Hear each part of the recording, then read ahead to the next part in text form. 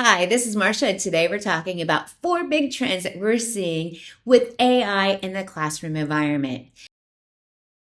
Today I'm sharing AI trends for day 4 of the AI in the Classroom Challenge. And those trends are really starting to enhance the way that educators can save time, give feedback, and even personalize learning. So let's jump into 4 out of the 6. Number 1. AI is allowing teachers to go in and quickly create formative assessments from everything from SchoolAI to ChatGPT to MagicSchool. These tools are generating quick formative assessments that teachers can use to help drive learning.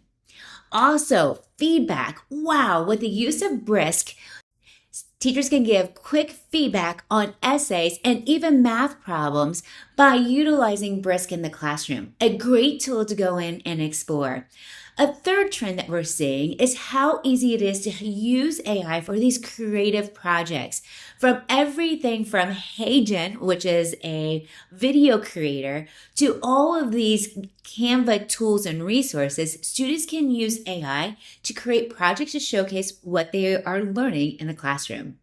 And number 4, one of the biggest trends that we're seeing AI help with is how to personalize learning.